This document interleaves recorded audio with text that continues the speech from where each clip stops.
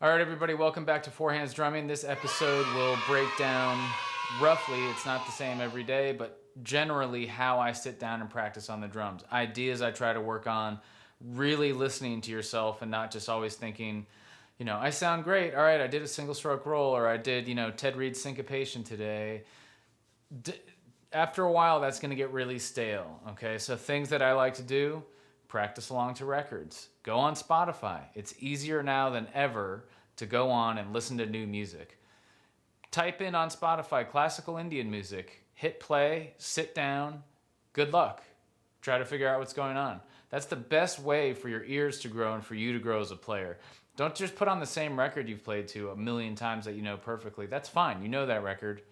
Move forward onto new stuff. That's something I try to do a lot. I'm gonna, at the end of this episode, do a play along to a tune that I've never played before. I'll probably do one or two takes. That'll be it. I'm not gonna shed it or practice it. I'm just gonna play along, see what happens. Use your ears. Again, I can't stress that enough. We're playing music. We're not playing math exercises, okay? This is a musical instrument and should be treated that way. It shouldn't be treated as a powerlifting jungle gym for guys that are trying to do the fastest, most impressive things ever. It can also be a beautiful, piece of art. It's not a competition. That's sort of what I'm trying to say is find your voice on this thing. And these are ways when I practice that I've tried to further finding my voice. Okay. So I hope you guys enjoy this episode. It's a lot of me sitting down, working on ideas. I'll stop myself mid-episode and say, oh, this is what I was just thinking there, or critique my playing. I'll mess up. That's the thing. Everything you see on Instagram and Facebook and all these videos that everybody posts, they've probably done 100 takes, or they had a lucky take and they post that 1 second. And people mess up. I mess up all the time. Everybody should. If you're not messing up, you're not really trying too hard. I could sit here and play a 4/4 funk groove all day long and it'll sound fine. It's not really pushing yourself. So try to push yourself every time you sit down and play. Try to think of unique ways of tackling the instrument. I'm going to try to show you that in this episode. And I hope you guys have fun with this. And please don't look at practice as work. It should be a fun thing to exercise your brain, your hands, find new possibilities, find a new door you can open into this instrument. All right, good luck, everybody, and I hope you enjoy it. All right, so let's get into some of this practice routine stuff that I work on. So basically, I haven't warmed up at all today. You guys are gonna see me make mistakes. Stuff's not gonna be totally clear. This is the whole point of warming up and practicing every day. I actually haven't been shedding a ton because I've been super busy doing a million other things. And so this is what I would do. I would sit down with my lovely reflex pad, which I'm a gigantic fan of. I use the dead side here. Okay, you guys have seen this in the technique episode. This is sort of an extension of maybe the technique episode because I'm going to utilize technique in all of this stuff. So a really simple exercise that I do is, and you guys might have seen me talk about this online and on my social media and stuff, is taking these patterns of just accenting every fifth note and breaking it up. I stopped at 4 stickings because you can go on and on and on with this stuff. And I encourage you to. If you want to do triple radimicus and paradiddles and triple paradiddles and all that stuff with this, go for it. But these 4 seem very, sort of every combination you would use that I use personally on the kit. So again, you're taking every fifth note, you're accenting it. The first sticking is just singles, which is really simple. 1, 2, 3,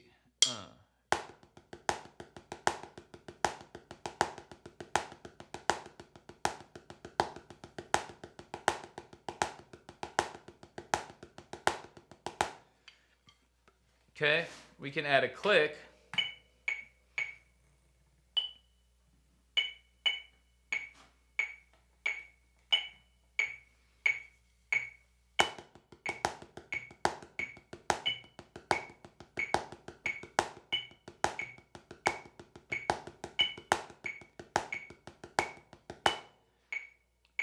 Okay, really simple. That's a simple one.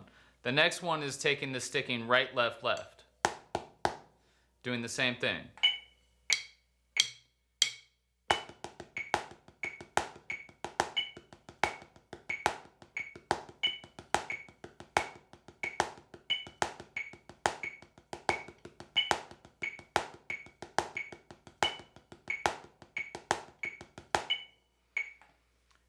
Easy. So go between the two.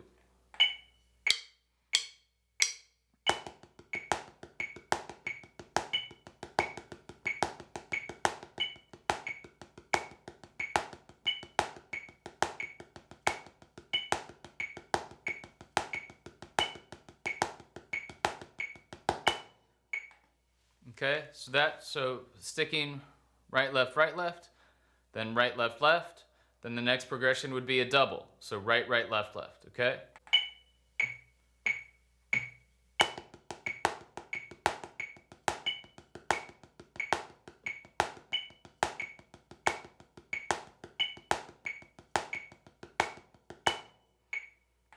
Then again, the really good part of this exercise is putting them together. Okay, so we have the right, left.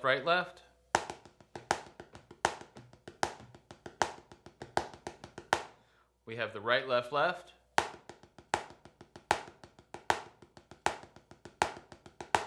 Then we have the doubles. Just a double stroke roll, accenting every fifth note.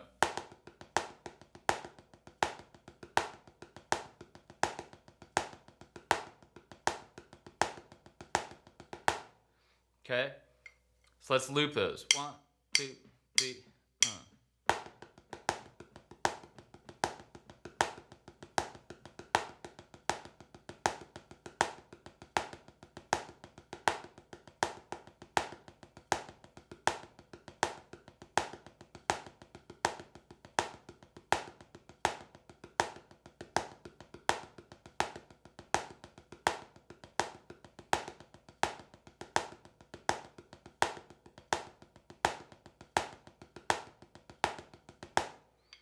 So mixing it up, you don't have to do, there's not a specific length of time you have to do them. The faster you change the sticking, the harder it sort of gets. And that's combinations. The reason I started doing these exercises is because around the kit, that's how I found myself doing fills and patterns, were combinations of these things. The next one that I took a while to get together, and I'm still working on it, is a paradiddle. You're so used to doing paradiddles as, you know, accenting on the first right, first left.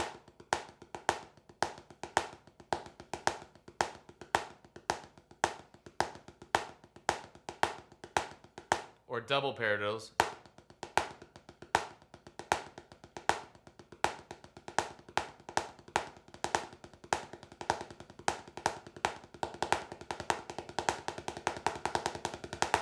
All right, so now we're going to take a paradiddle, which you normally accent. Really comfortable doing that, but now we're accenting every fifth note. And this is something I just started doing. It's difficult. It's hard to do because your brain tells you not to do it, okay? Let's see if I can do it. I'm sure I'll mess up at some point here.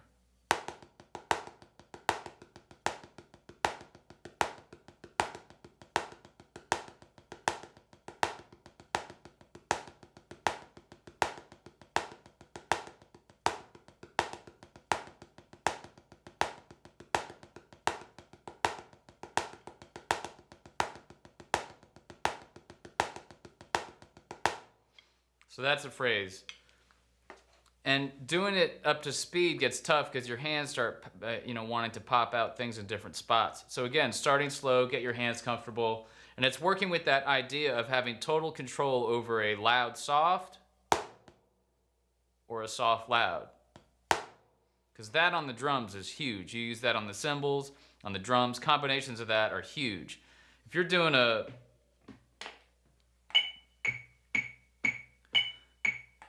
if you're doing a double stroke roll, you typically are accenting the downbeats like this.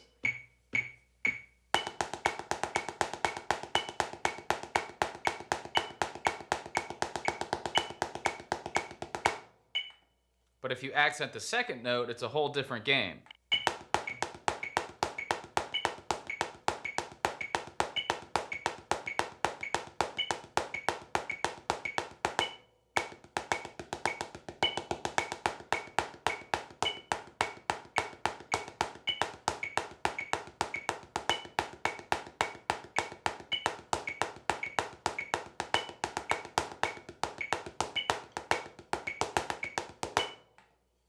So again, it's a weird thing to get your ear around, but it's super useful around the drums. So again, if you stream together those 4 stickings, so we have right, left, right, left, right, left. We have right, left, left, right, left, left. We have right, right, left, left, right, right, left, left. So it's basically singles, right, left, left, doubles, and then paradiddles. It's a really simple sticking pattern to remember. And all you have to do is accent every 5th note. So it's not like a crazy math equation you have to do, okay? So I'll try to do it now. Here we go. 1, 2, 3,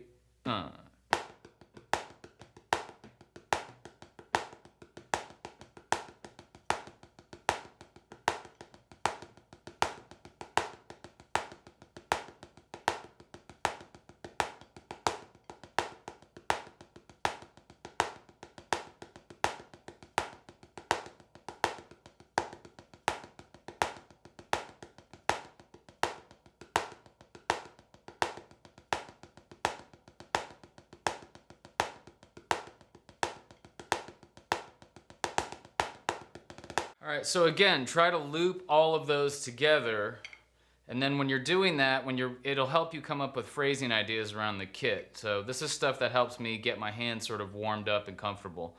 So just streaming the 4 stickings together.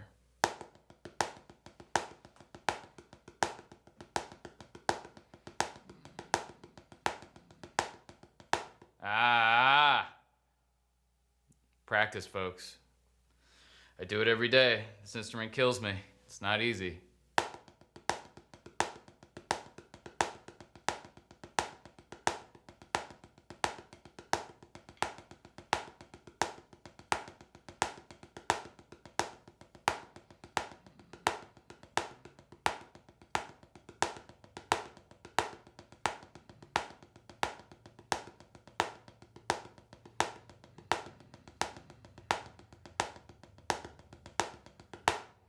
All right, you know, all tempos.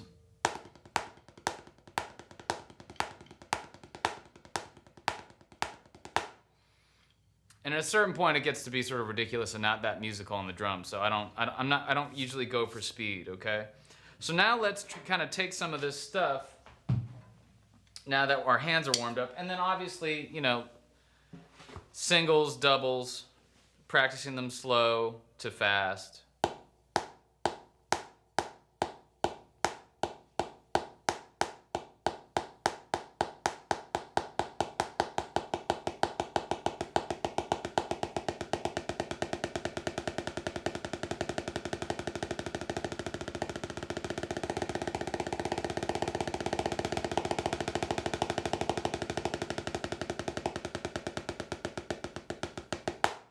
Same thing with doubles.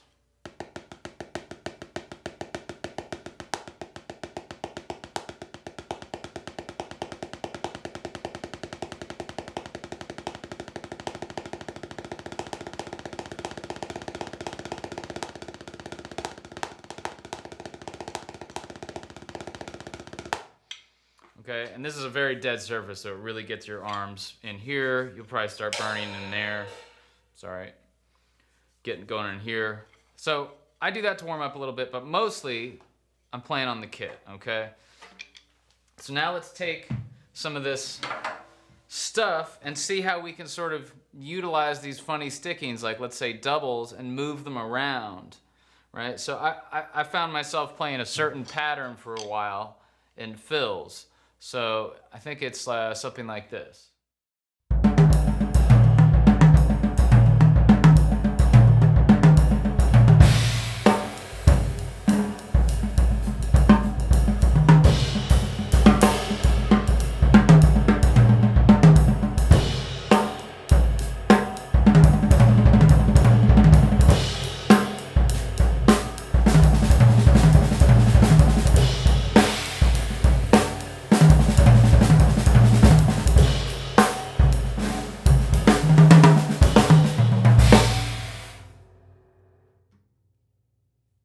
All right, so let's sort of break that down. And there's different ways you can play that. You can add a kick, you can leave the kick out.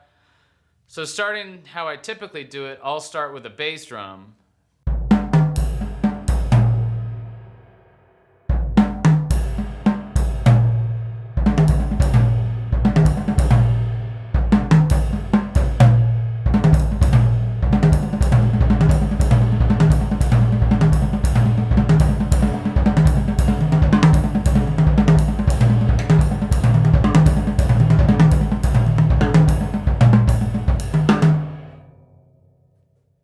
So basically hanging out on that phrase and seeing where you can move your hands. I'm basically moving between, my right hand is going between the snare, the ride, and the floor tom. And this hand is going between the rack and the snare, basically. So I've got like a triangle, 1, 2, 3, this kind of zone with the right hand. And then I've just got a straight line with my left hand. So just messing, let's just kind of mess around with some of that, see what happens.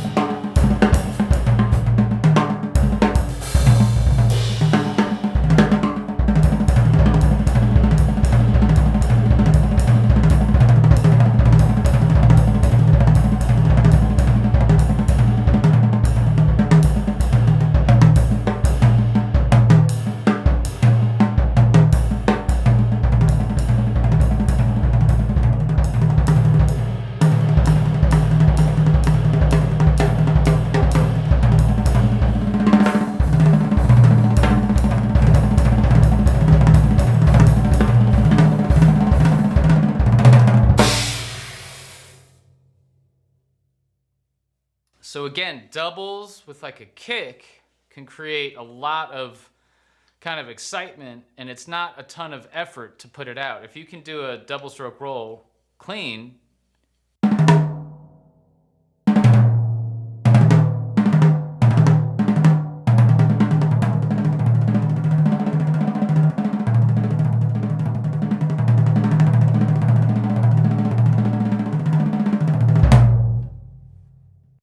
and then you add a bass drum in the top of that.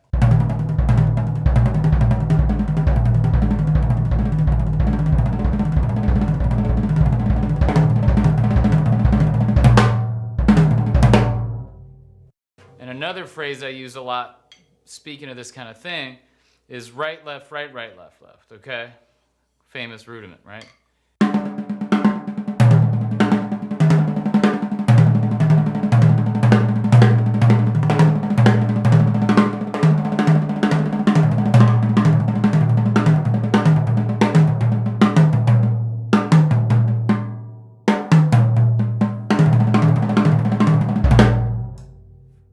Falls out really simple on the drums. It's really easy.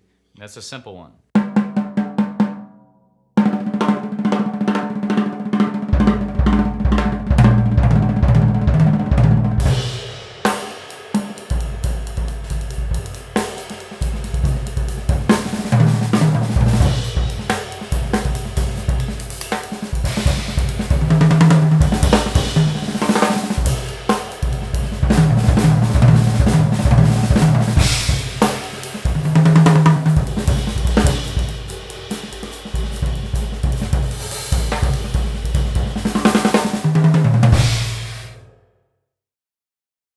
So when I'm sitting down practicing and I come up with a phrase like that, let's say,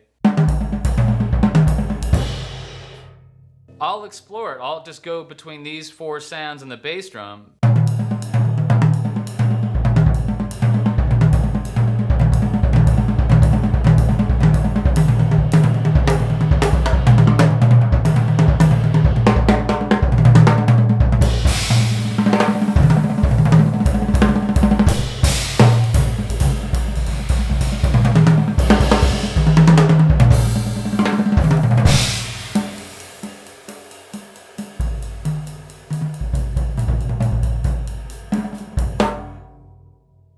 And just explore the different things in a zone. You could also do a, like this drum, China, this cymbal, and this.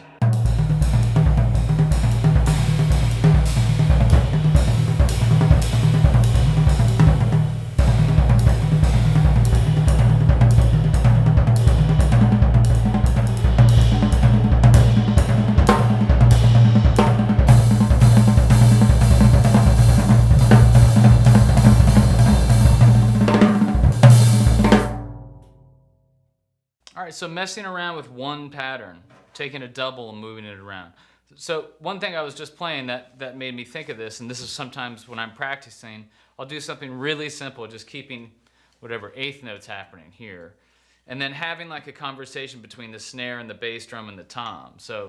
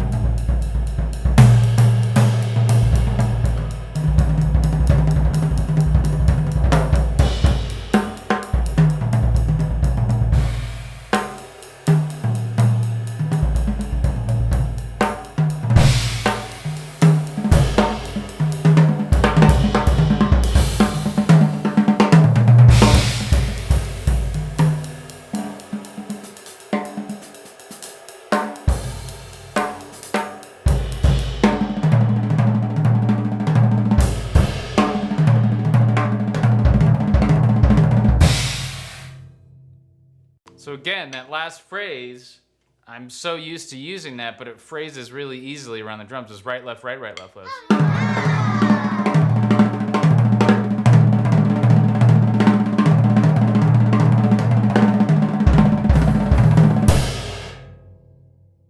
And when you add a kick drum in there, so now you're using 2, 4, 6, 7 notes.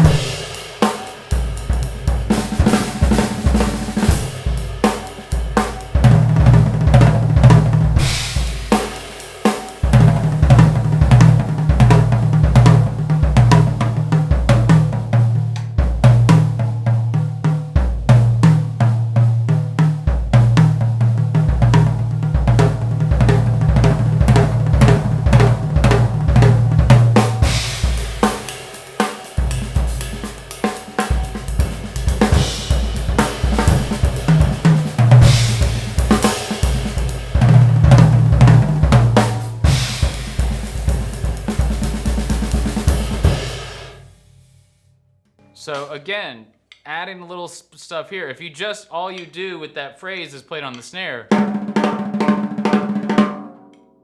it's fine, but it doesn't have as much texture when you move your hands around.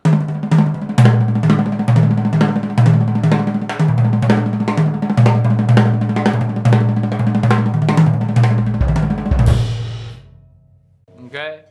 So that's the kind of stuff to be working on, to explore. When I'm practicing, I'll set a theme like I was saying earlier.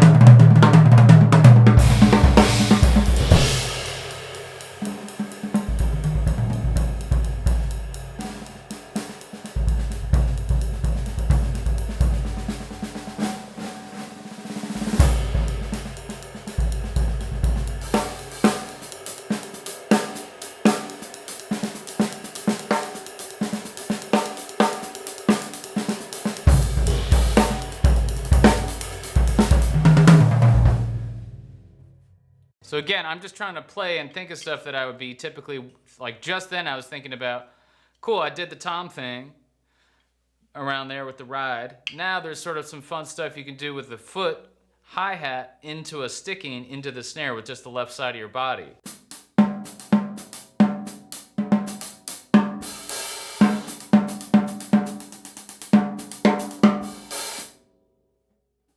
So let's try messing with that, and that leads me to another point about practicing with a shaker, okay? So let's just try to play around with this phrasing.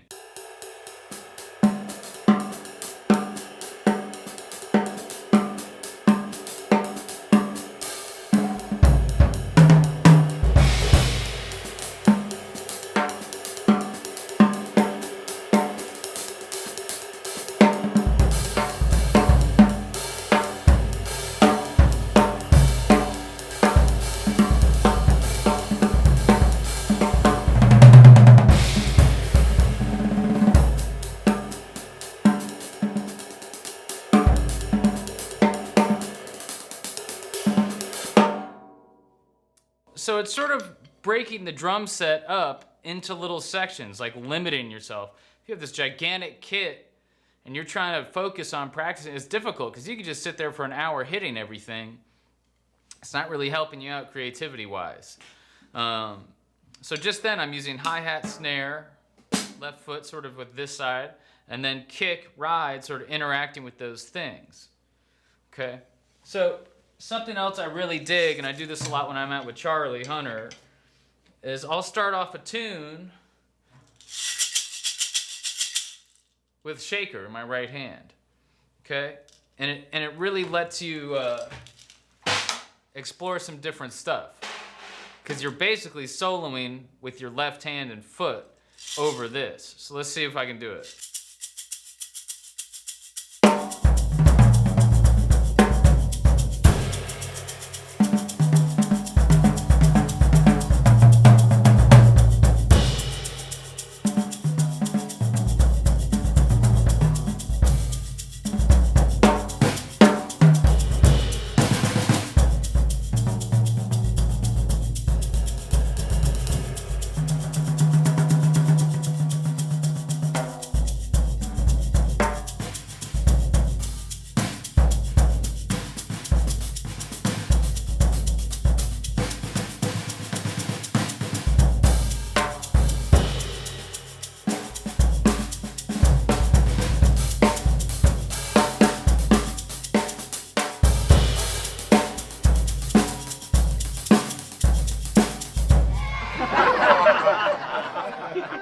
So right there, I went to go to play 16ths with the left hand.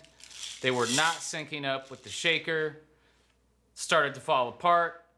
Practice. That's what I'm going to practice right now. So I'll slow it down a little bit, get it comfortable.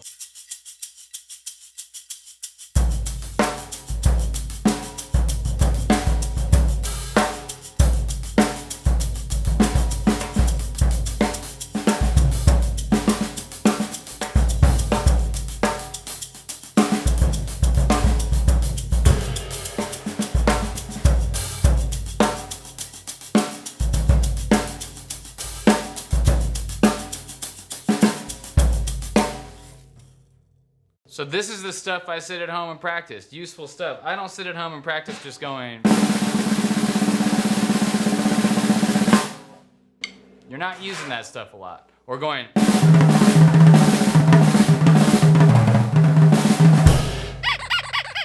People like that stuff on Instagram, but it's not very useful.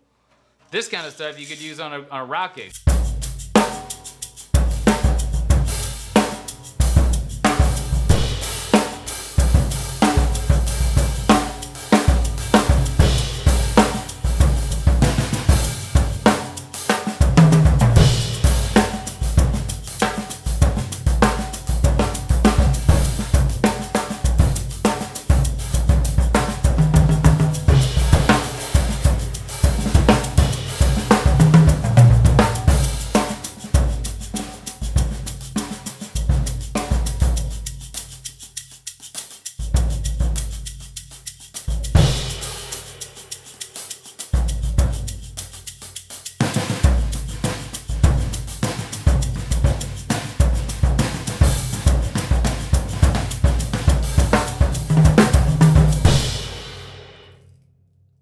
So messing around with different things, they're going to help you expand. This is the stuff I sit at home and do. I might practice just doing doubles, singles with my hands as a unit and then foot, right?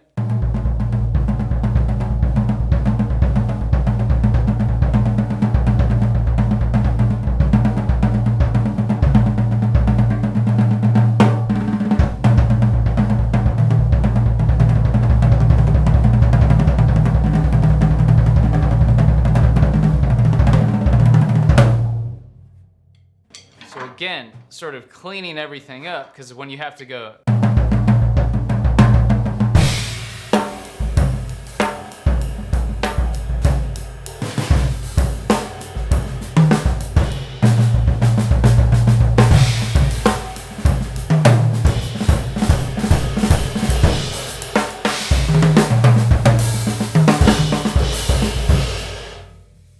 So when you have have to do that kind of stuff at a slower tempo, it comes out clean. You have the mental capacity to do it slowly. Because if you're doing it here, that was sloppy, but quick example, your brain is firing so much faster than if you're going.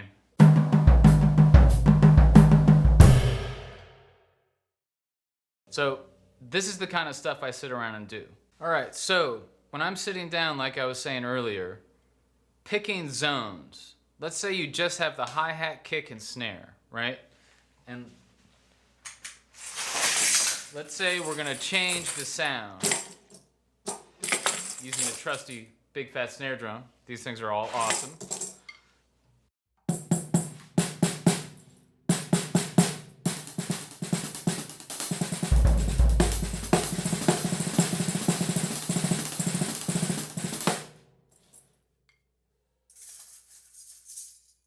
And then let's put some more jingles from Keplinger. This is like a darker sounding one that I had to make versus bright, dark. Use both of them. So zoning out on this thing. This is sort of like an alternative sound source thing, but it's also like stickings, practice-wise. How can I make this?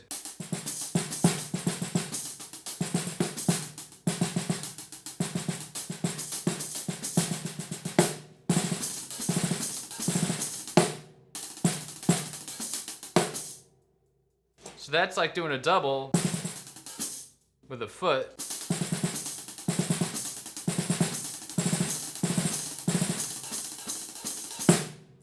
Using those techniques. Tons of GAD stuff.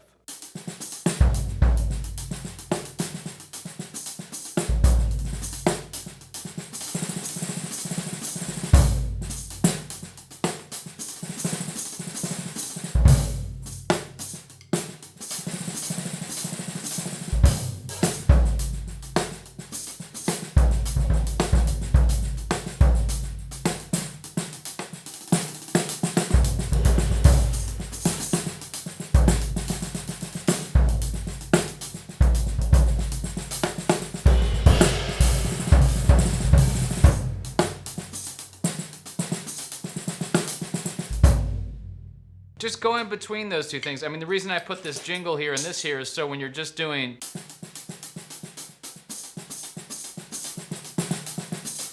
there's some continuity between these two instruments, okay? Another thing I just started messing with is just playing open. If you take something as simple as a single stroke roll, right, left, right, left, right, left, and you put your right hand, okay, on the snare, left hand on the hi-hat,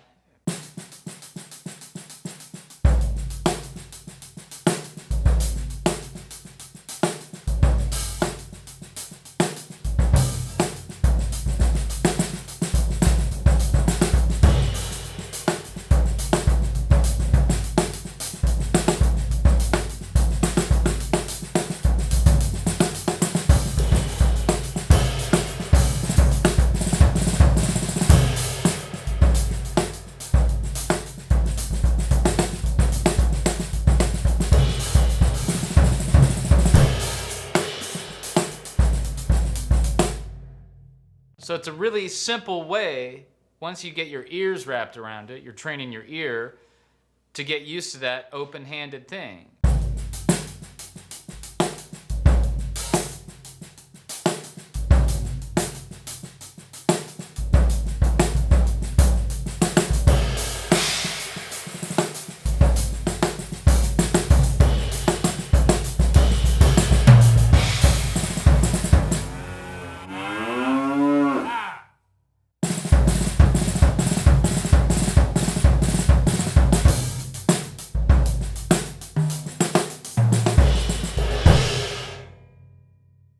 The reason I was screaming was that was not clean. I went to go for like a, and it came out like, not happening. So what I would do to practice that, it's a double or a single. Double, single.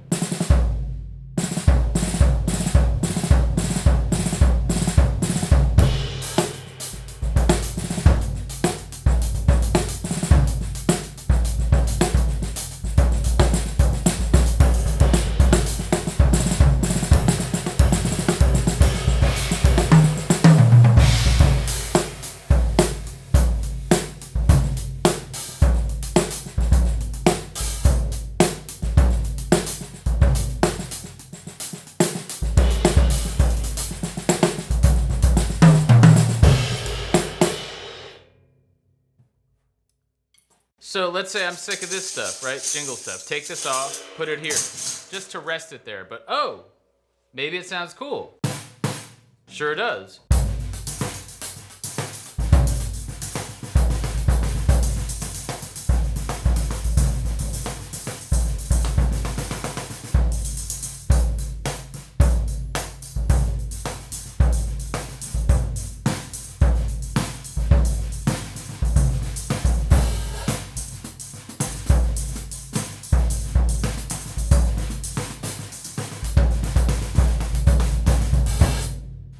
So don't discount something just because, oh, it probably won't sound good.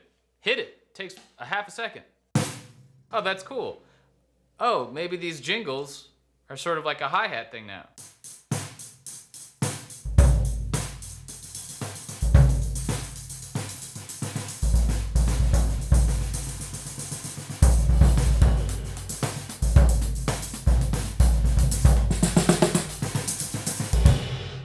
So practicing doesn't mean just sitting there. When people say, oh, I'm going to go shed today, and they sit and all they do is just go like.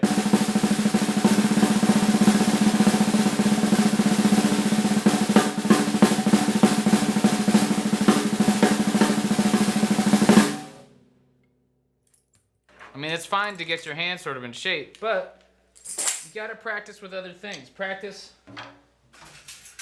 fan brushes. I might sit down and vibe out. I use this on a Charlie Hunter record I just did, and I basically just was over here, a little more open than this, so maybe it was like that, and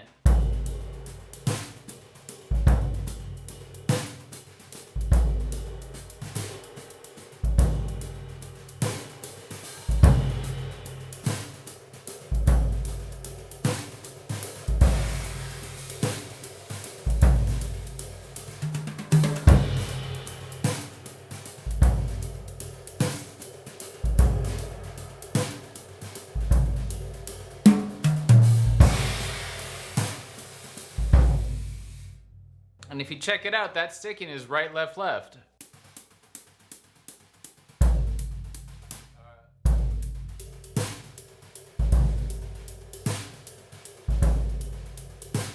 And I'm adding a single at the end so I can get that backbeat in there without having to muster it out. So I'll do it on here so you can see.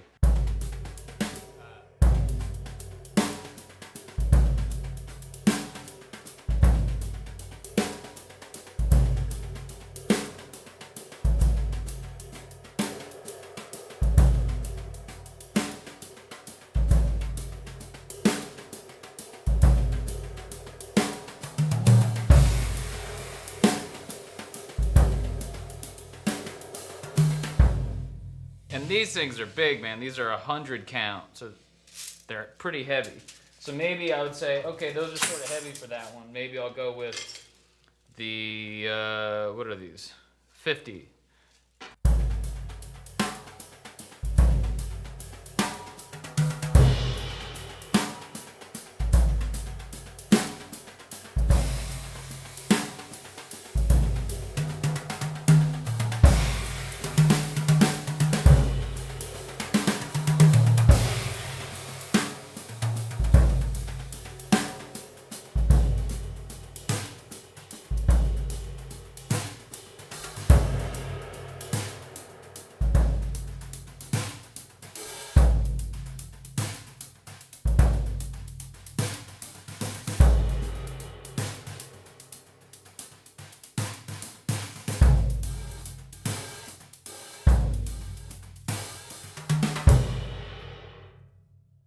And then just messing with that idea of playing.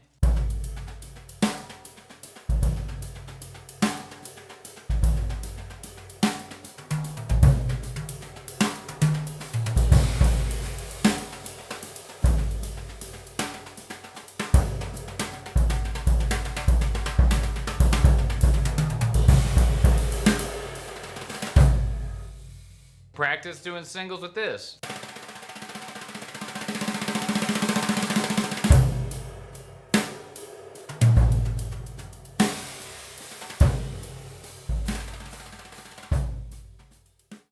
So using fan brushes like this is a guy, Dave Deming. They're called Dem Sticks. Very cool. I've been using these a lot. And they really give you a different thing to focus on, because you're getting that thing happening. And speaking of different things, this is another dope thing called Thumb Thang. Thumthang. And you can put this on your thumb, or you can put it on your finger, right? And let's say you have the brush.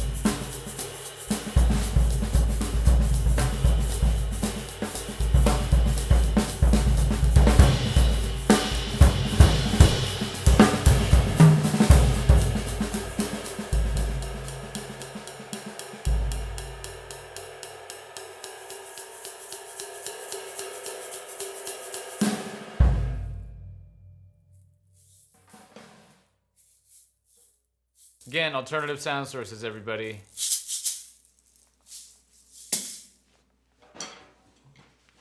So I just got a question. I posted a couple things on Instagram for fans to chime in and students to chime in. And an overwhelming thing was, well, you know, people get stuck with practicing, like I was saying earlier, just paradiddles or whatever. Basic stuff that you've been doing forever, and they sit down behind the kit and they're overwhelmed because there's so much to practice. So this episode is for you basically to see what I would do at home. I may turn all the snares off and now everything's a tom.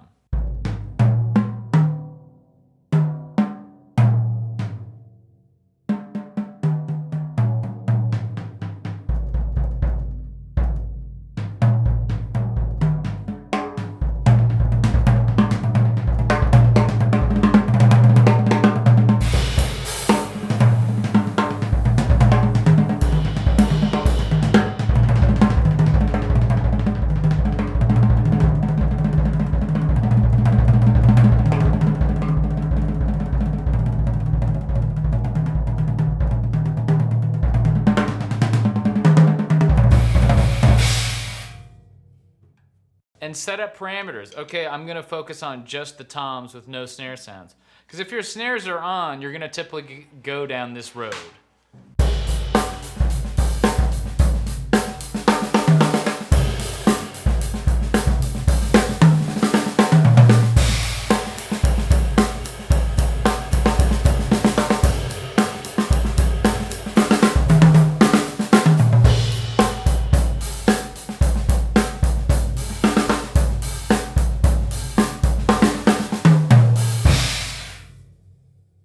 Because you're just sort of naturally used to playing snare drums on backbeat groove stuff. Practice press rolls. I've talked about this in technique before, but man, press rolls are so important in coming up with grooves, everything. Make sure it's happening. Your press roll shouldn't sound like this.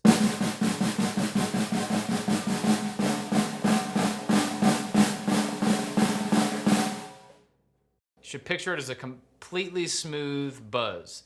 It should sound like white noise. Super quiet all the way to super loud.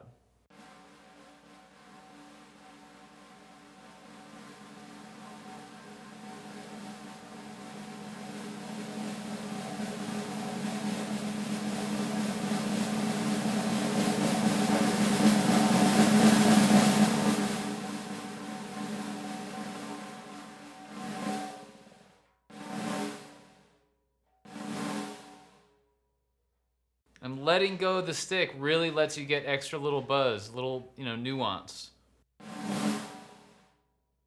It doesn't just stop.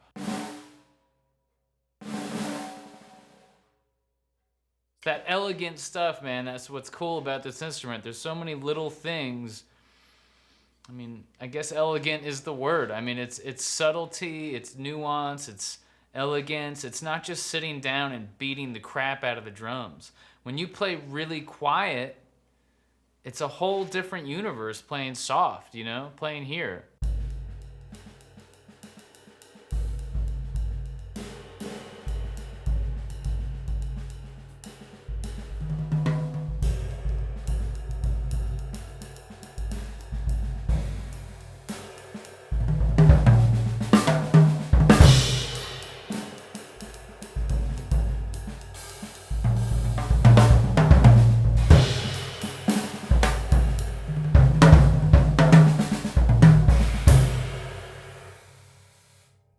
And just because it's soft doesn't mean it needs to be, medium or slow. You could play quiet here.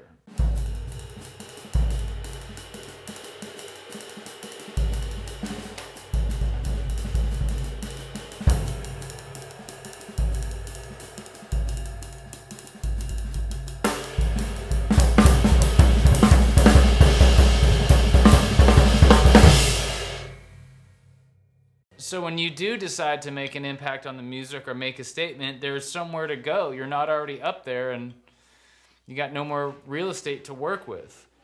So speaking of that, I was just thinking of again, this is how I practice. That just led me to this idea of playing fills, really simple ideas like kick, right, left, which you guys always do,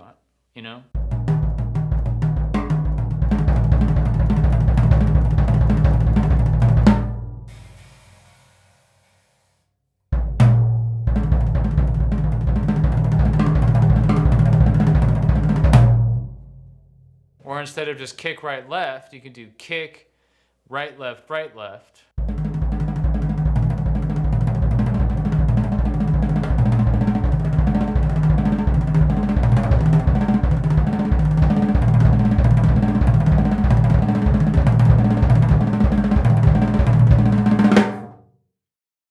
But instead of just going for speed, go for phrasing. Let's just do kick, right, left, and we'll pop some accents in and out of this, right?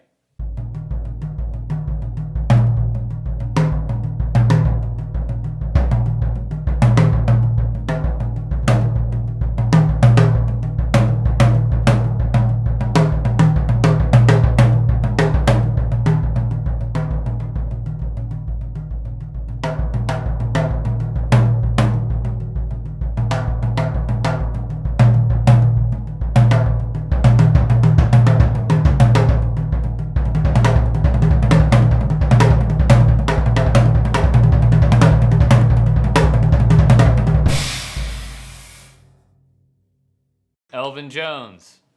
Boom. He did that. I'm not saying I sound like Elvin Jones. Don't take it that way. Elvin did a lot of that kind of stuff.